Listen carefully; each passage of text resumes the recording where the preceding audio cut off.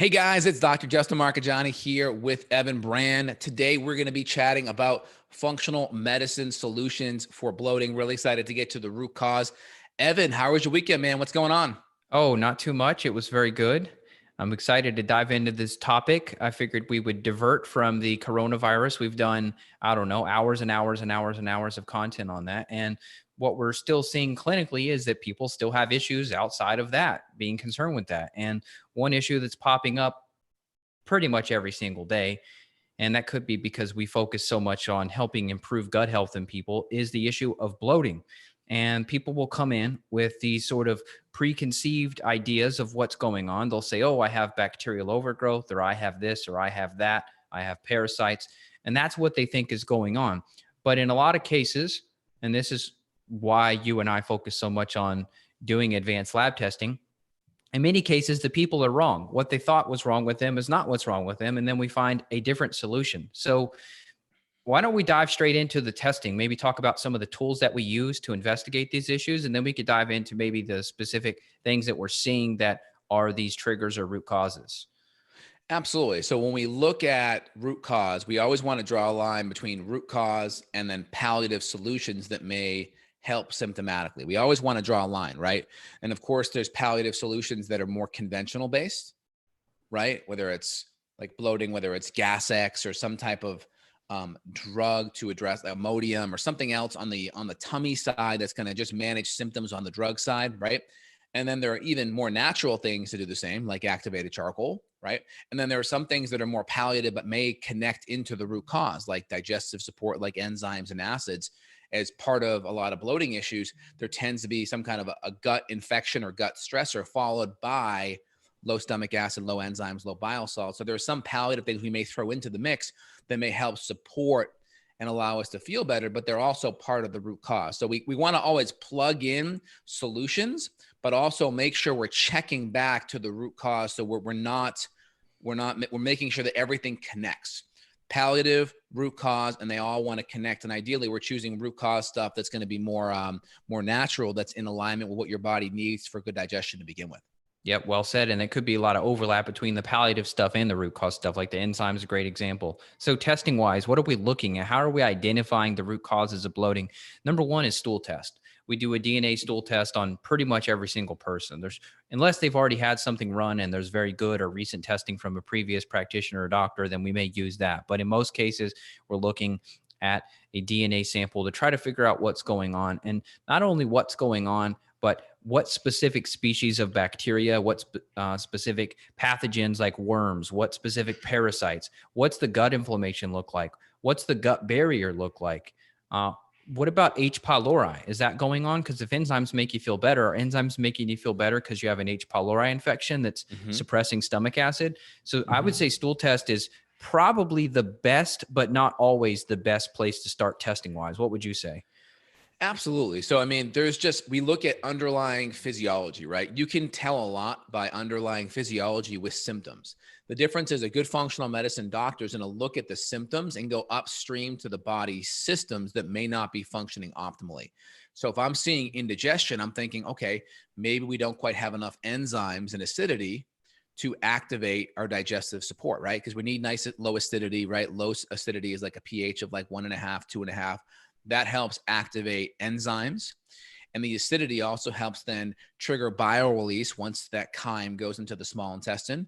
And it also triggers more pancreatic enzyme release, whether it's lipase or protease. These are enzymes that break down protein or fat. So we need that acidity. Also, acidity makes it harder for bacteria to grow. So think of acidity as like it's like the Clorox bleach on the dirty picnic table, right? It just really kind of cleans things up and makes it really hard for a lot of the not so nice guys to grow. So we know that's kind of a foundational tenet, and that's always good to look at that.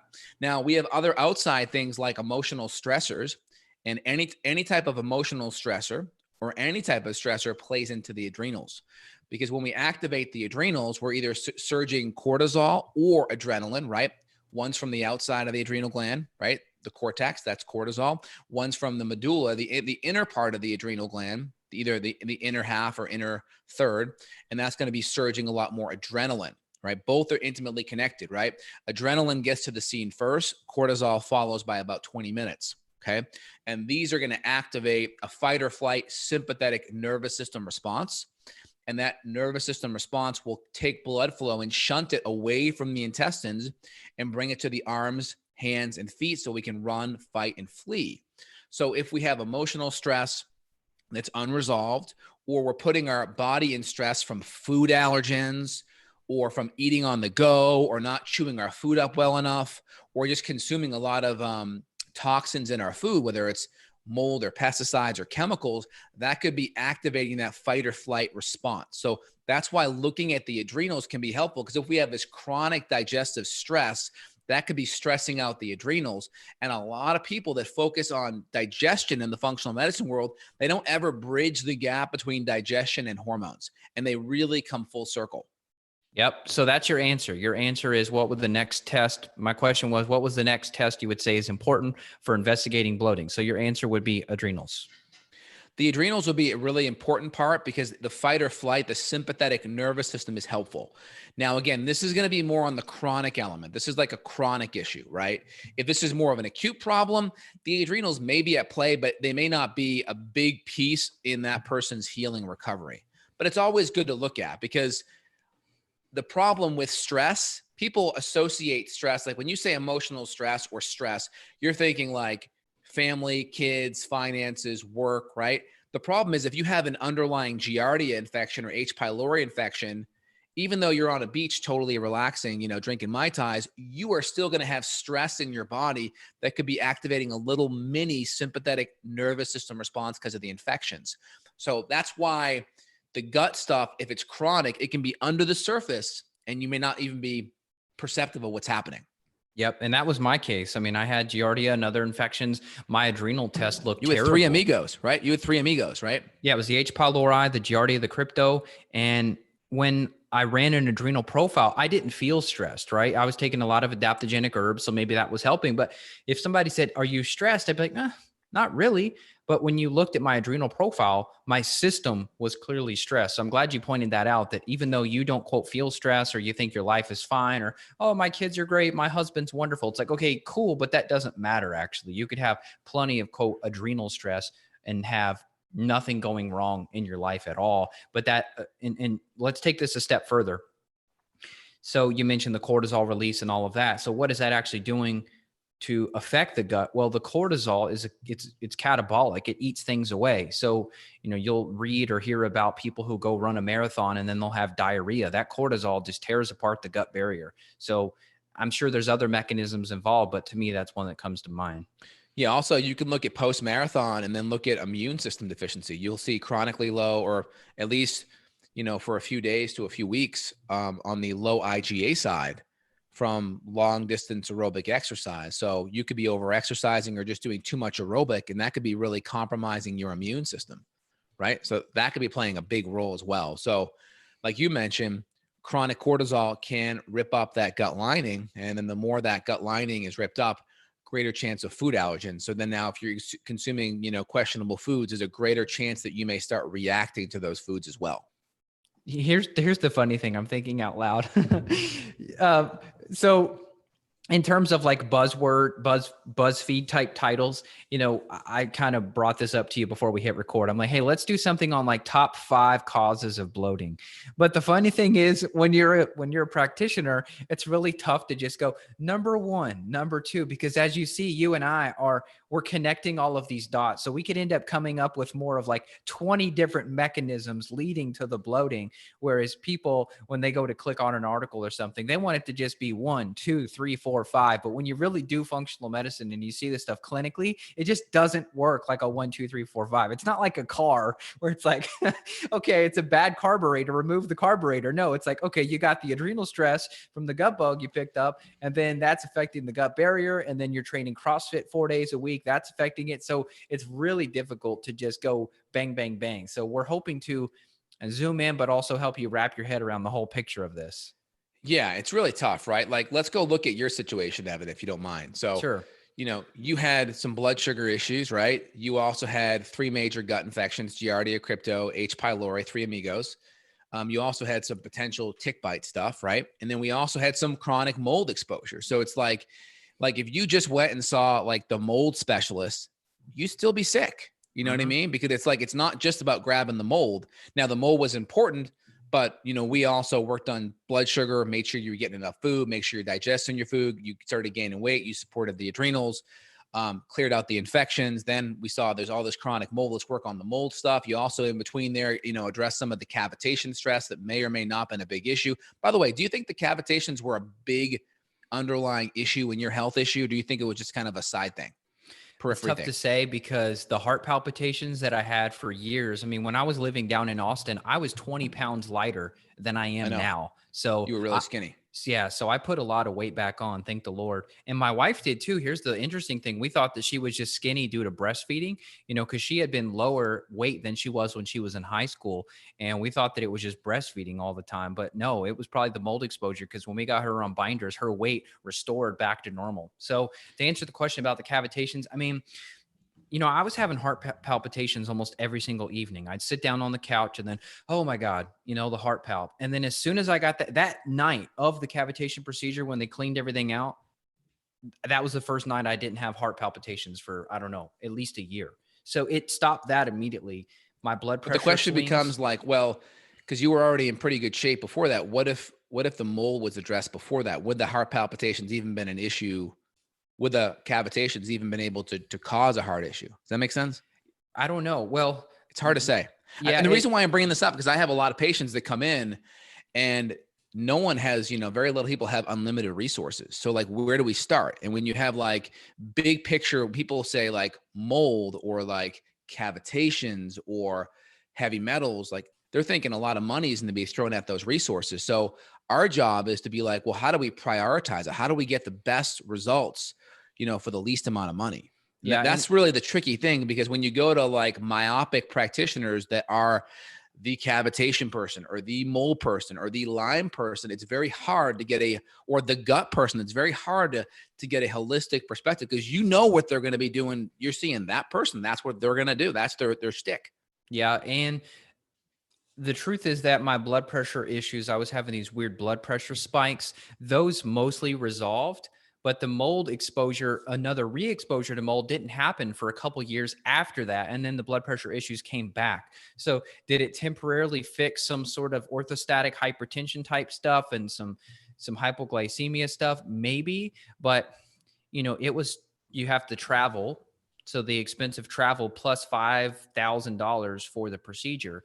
So you could have bought a lot of binders for $5,000. That's a lot of charcoal.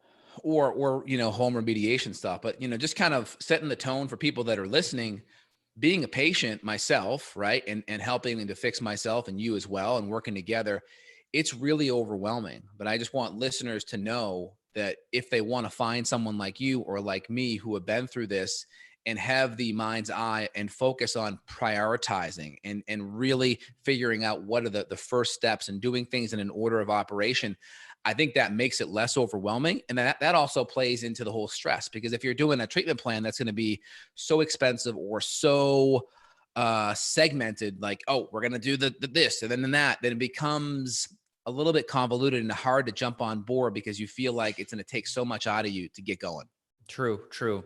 Yeah, I'm glad you brought that up. And I would say that every step along the way that you've had in your health journey, every step along the way I've had in my health journey taught us a lesson. Maybe it wasn't the secret sauce, right? But let's say it got me 10% better. That 10% better was what I needed to regain the weight that I lost from my parasite infections, and then getting the exposure and then using detox solutions, that got me maybe 50% better. And then using immune supportive herbs and antimicrobial herbs, that gave me 10, 15%. So I think what you're saying in so many words is that many people come in kind of thinking that they have a need for a silver bullet, if you will. And it's kind of like, hey, Dr. J or Evan, I think I've got this parasite and that's wrecking me. And then we do all the labs and we see there's no parasites. We see it's actually a huge candida problem, or it's a huge nutrient deficiency or major gut inflammation or something like that. And so we focus on that, and then they're 80% better. And then we kind of go back and we're like, hey, you remember how you thought it was parasites? Well, look at the 80% progress you've made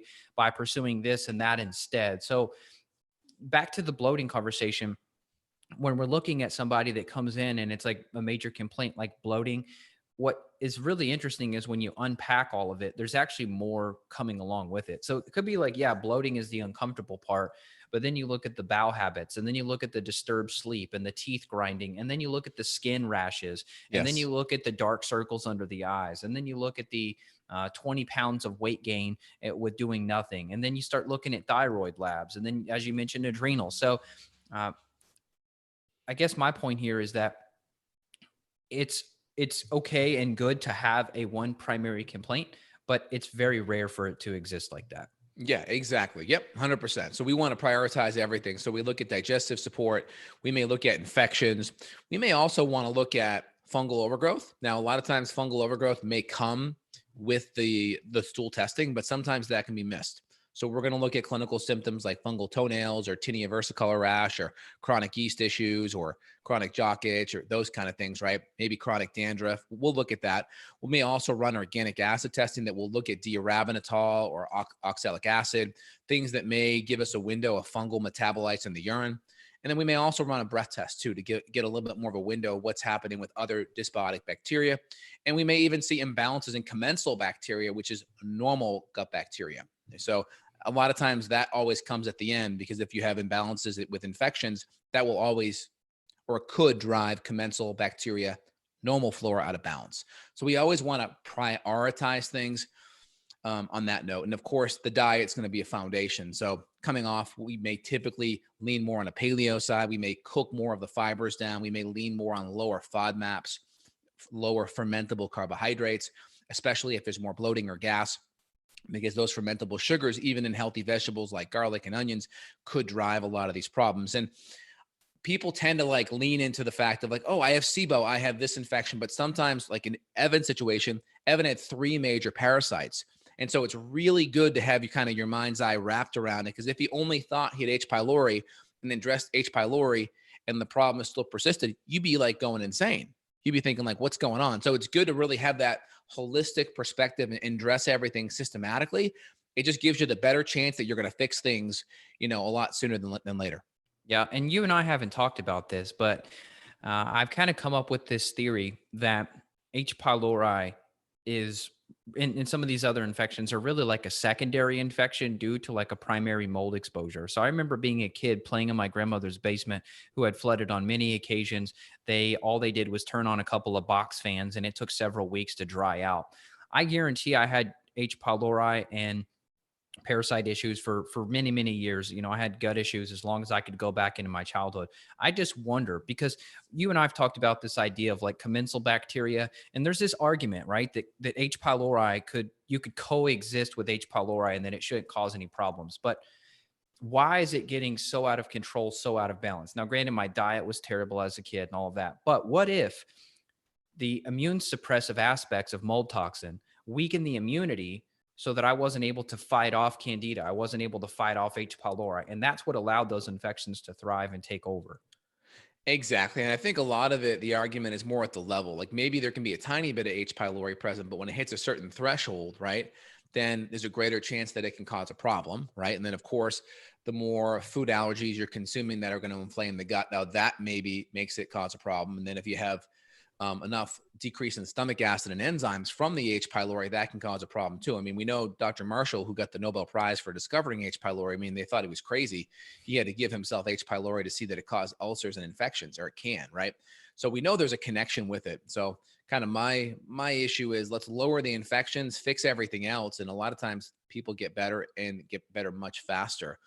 The problem with a lot of people and a lot of medical approaches to an infection is the antibiotics just drop a bomb down there and they may not get the infection and they may create rebound fungal overgrowth and disrupt the immune response. So a lot of times you can get sicker from antibiotics with some of these chronic gut issues. So you really have to be addressing the problem holistically. Yeah, well said. So, I mean, if you go to a conventional doctor and you do get diagnosed with H. pylori, the first problem is the testing is really bad in the conventional world. And so a lot of times they'll miss the infection. But if they did find the H. pylori, they'll do triple or quadruple therapy, 3 or 4 antibiotics at the same time, often multiple rounds of that due to the antibiotic resistance. And then, as you Correct. mentioned, now you've got even more. Let's say you came in with bloating, as we talked about, but you went the conventional rabbit hole. And then now you've got the yeast problem, and then you've probably got even more bloating there. So, I would never do this study, but it would be very interesting to see, to test this theory. If you take 10 people that have high H. pylori that also have high mold toxin, that's we know is suppressing the immune system in various ways, what would happen if you just focused on a mold detox protocol? Would the immune system gain the upper hand on the H. pylori to get it back in balance? I would never test that, right? We're always going to do both at the same time, use antimicrobials and use detox support at the same time. But it'd be interesting to test this theory of it being a quote, opportunistic bacteria that in Yeah. theory, you could shut it down if the immune system was strong enough. Yeah. And then kind of my theory, if I am going to address any mold toxins initially while doing other foundational stuff, I mean, my general theory is don't dump too many toxins right away. If I'm going to do anything, I may just gently nudge in some binders or some gentle lymph support, but I'd probably spend more of my time and effort fixing the home if there's an acute exposure on where those infections, where the mold may be coming from. What's your take on that and how you periodize that? The home is always part of the investigation. So if you see that there's like high levels that show up, and people are like, okay, why are you going on a tangent about this? Well, it's a huge gut issue. If you just look up Dr. Richie Shoemaker, he's a guy who's been working on these issues for 25 years. Tons of people manifest only as gut symptoms. So that's just the disclaimer. But if we see that something shows up on the urine, then we're going to go to the house to try to match up the species and see, okay, are you, because you're growing aspergillus in your gut. You can see it on the organic acids now, at least on Great Plains. They've got on the first page, they have certain markers that are tied into aspergillus. So you can kind of see, hey, you've got mold colonization. And then we'll try to look and see if it matches up to the house at all. And in some cases, it doesn't at all. It's like the house has fusarium, but the gut has aspergillus. So yeah, the house could be a problem, but it looks like it's more you internally. You're more of a factory or a manufacturing plant. So then we'll just throw in some silver or something else to try to knock that internal colonization down, and then still working on the other stuff. It's rarely a number one priority, as you mentioned. It's like, hey, here's a little binders, here's some antifungals that also will happen to kill the candida overgrowth that you have, and plus these other herbs that we mix it with are antimicrobial, so that'll knock down some of the bacterial stuff you have. So it ends up being like a 3-in-1 combo. And assuming the constitution of the person's strong enough and maybe we need extra liver or adrenal support, they usually do fine. Yeah, I always pause going after mold right away. I just find that, well, if there's a lot of symptoms or we have a lot of house symptoms, right? Any visible mold, telltale sign, any chronic humidity in a home, telltale sign. If we see things tend to be a little bit more moist on the wall, right? We can get a moisture meter, we can detect some of that stuff, history of leaks, those kind of things. Then we'll definitely just do a simple house test. Because the thing about a house test is if you got 5 people in the house, then all 5 benefit from that test. So it's kind of Totally. like a 5-in-1. So I definitely like the house testing because it definitely gives you your best bang for your buck, number one. And then we'll typically remediate or address some of those things. Or if we don't see any big red flags, we'll just maybe get a higher quality air filter. So we'll do a lot of the Austin Air stuff, which is a great one because of the zeolite and the activated charcoal. And so for Austin Air, justinhealth.com/shop. Evan has his site as well, evanbrand.com store button. If you guys want to get a high quality air filter that we personally use with patients and ourselves, that's a great option. And then for me, I tend to always pause that stuff because I can see major benefits a lot of times without that, but we'll kind of put it on that treatment plan, on that path. I like to get gut stuff fixed first because a lot of times the body will dump a lot of mold via the hepatobiliary system, right? Hence, Shoemaker and a lot of these protocols binding up stuff that comes from the liver and gallbladder, right?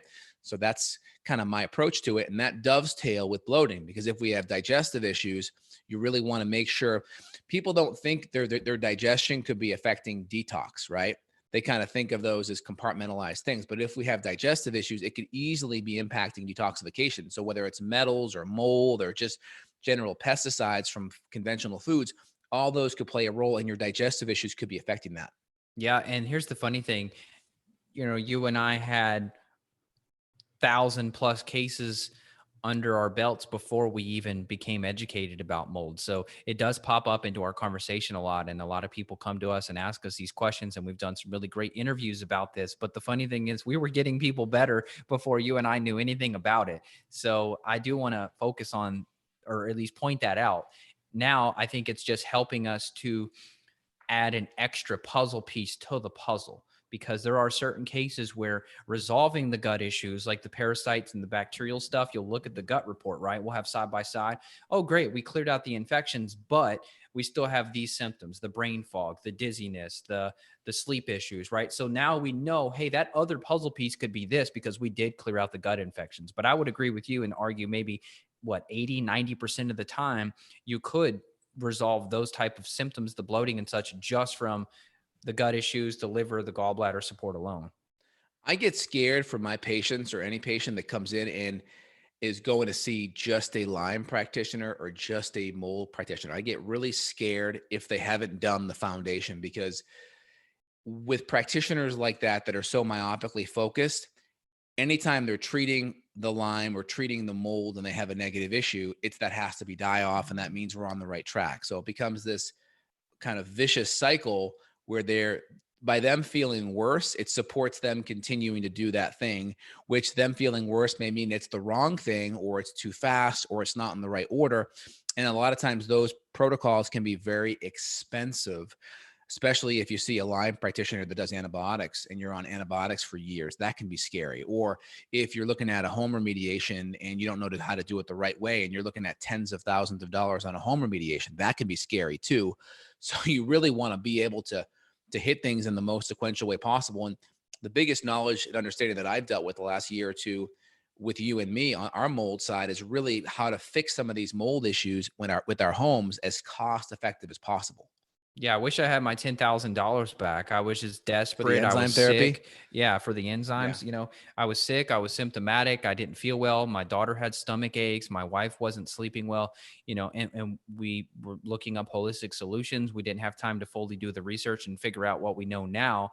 And here we go, dropping 10 grand. And my situation was no better. And even in some cases, it was a little worse. And so, uh, I don't want to turn this into the to the mold podcast, but just pointing out the fact that It's connected for sure. yeah, it is. But the fact that you could pursue rabbit holes like that and be no better off, right? Symptomatically, I was just as sick as before, and that 10 grand could have been used for several years worth of adrenal support and liver support and gallbladders and binders and all the stuff I really needed. But I was desperate to fix the house, because to me that was kind of the blame.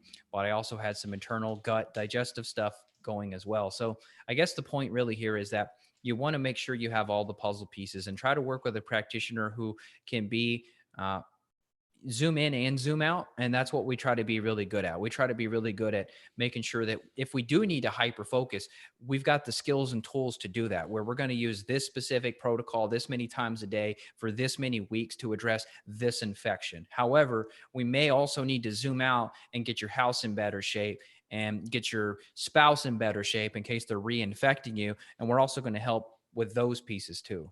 Exactly. So just kind of recapping for people listening, when I work with a patient, when Evan works with a patient, we kind of have like our best practices list, and we really make sure we hit things. So of course, we're removing the bad foods, we're dialing in the diet. And of course, that could be more nuanced than just a really good whole food paleo template. There can be other foods, like we mentioned, FODMAPs on other sides, chewing our foods, cooking foods, those things. Number two is replacing enzymes and acids, maybe bile salts. That's important. Sometimes other things need to be addressed, like prokinetics and such. Third R is repairing the adrenals, repairing the hormones, repairing the gut lining, partly because of the sympathetic stress that may be driven by the hormones and how that can affect digestion and gut lining. Fourth R, removing the infections. And this could be parasitic, this could be H. pylori, it could be bacterial overgrowth, it could be SIFO or small intestinal fungal overgrowth. There could be even, we could throw mold toxins in with that as well.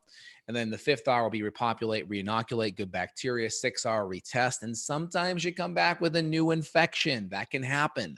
And that's frustrating. So there's a kind of an order of operations. And again, there may be certain deviations in certain ways we go deeper based on our experience, but that's just a general framework and how we'll dive in deep so we don't miss anything.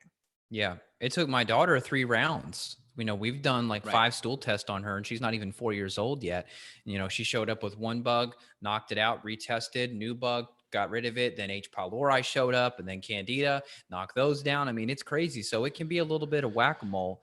And that's just comes with the territory. It took me several rounds too. We kind of joke about the gut being like an onion, having different layers of infections, but it Yep. does appear that they do kind of come out in layers. It's, is it possible that H. pylori, with that little tail structure you see in the microscopic images, is Yeah. it possible it's burrowed deeper in the intestinal wall and it comes out later? I don't know. It's tough, but we just, It's hard to say. It's hard because with kids too, you can't quite hit it as hard either, yeah. But yeah, that's why. And again, that situation is pretty rare to go that many times. I mean, that's more on the extreme, but it happens. We always want to be upfront with people. Kids are Evan, barefoot. They're out playing in the creek, playing in the dirt, so it's kind of like yeah, higher exposure. kids are a little magnet for critters, right? I mean, we kind of know that they Yep. fall down, they have no problem picking up dirt, putting it in their mouth, the whole 9 yards. So yeah, I get that. Is there anything else, Evan, you want to leave the audience with today? I would just say get a good workup on yourself. Could you just go to Whole Foods and go buy a bottle of oregano oil off the shelf because you read some blog that said that oregano oil kills fungus and that may be the cause of your bloating? That might work, but is it the full piece? Is it the full piece? Is it the full picture? Are you going to take it forever and then you kill the good bacteria and then you've got a more imbalanced gut than you did before? Maybe. So my advice would just be get a good workup. Try to have a practitioner on your side that's going to be able to look at all the pieces, not just zoom in on one tiny piece of the Correct. puzzle and convince you that's everything. And if you do want to reach out to us, we are those people. I mean, we do look at the full picture. So Justin's website is justinhealth.com. He's available worldwide for consults via phone, FaceTime, Skype, Zoom, whatever you got to do to connect. And my website is Evan Brand. Same thing. We both work across the world. So we're very blessed, very grateful to be in the opportunity to help you. So thanks for tuning in. And then if you're listening here, 99% of people we don't get a chance to even see in person or, over the phone or such. So if you feel like you could benefit or your family could benefit, share this information. At least it's going to get people moving in the right direction, taking a couple of good action steps, and then put your comments below. Really want to know what your experience is, what's helped with you, etc. What were some of the missing linchpins to help your care? And also a thumbs up and a share. We really appreciate it. All right, Evan, it was phenomenal chatting, man. You take care. You take care. Bye-bye. Bye.